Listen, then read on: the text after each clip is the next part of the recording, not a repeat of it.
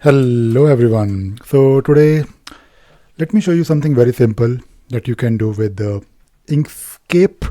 Now Inkscape is something that I use quite a lot, not only for designing graphics, vector graphics, but I also use it to make visual notes and to write something, and I also use it to present something to my clients.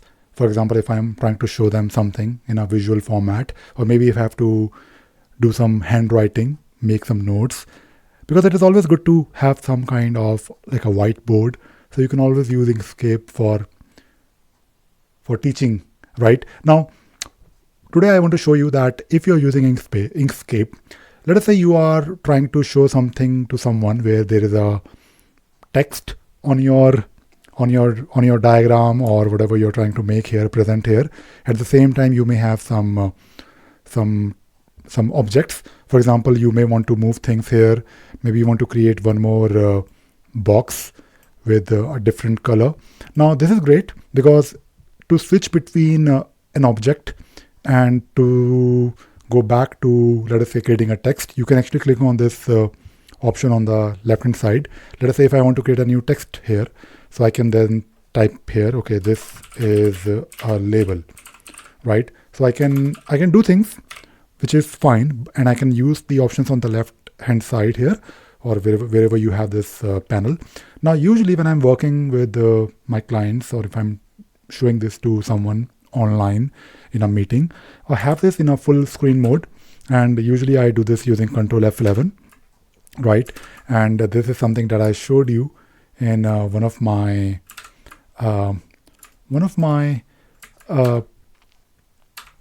previous video, where I showed you that yes, you can use your Inkscape to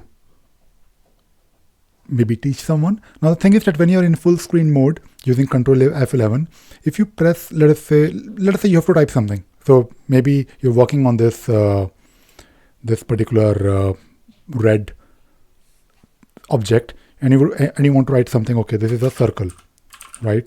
So let me just write here. Come on, circle, and this is great. Now, what if you want to increase the size of it, and maybe you want to create one more circle, because you are now in the text mode, and it is now, of course, a bit difficult. You have to go back to the panel and select the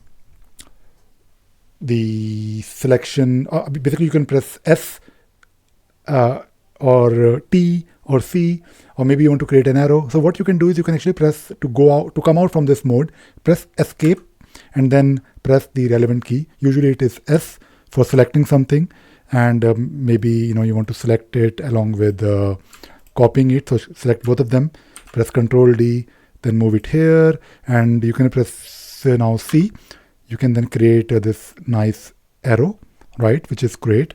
And to write something, again, you can then press T, and you can then create some text, right, like this. And to come out from this mode, press Escape again. So basically what I'm trying to show you is that if you know the simple shortcuts using, of course, various individual letters, which is default. I don't really change them, although you can.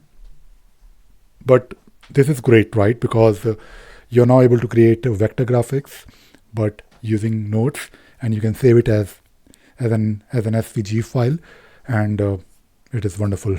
And I just wanted to show you a very simple thing to you today, because if you're thinking of using Inkscape, you should be looking at different use cases, just like with any of my video where I show you how to do things in Emacs or GIMP or LibreOffice. I don't really think I've made a lot of videos on LibreOffice, but FFmpeg or shell scripts or Kdenlive. I try to show you how I use it and how I solve a simple problem, which I believe you should also have. And because if you're trying to use a tool like this, because I use Inkscape quite a lot for not only for graphic designing, but I also use it for making comics, apart from handwriting stuff. So I have like different use cases, and with the help of these small things, I'm able to reduce my time and also frustration, because it is annoying because Inkscape is good for doing what I do with it, but if I have to use it for handwriting or for demonstrating, and if I'm not able to do it using full screen mode, then it is of course not really great. But because it is open source, and at the same time, if you're not comfortable with the keys, you can always change it. And that is it. That is all I wanted to talk about today in this video. I hope you found this video useful and you learned something new. Thank you very much. Bye bye.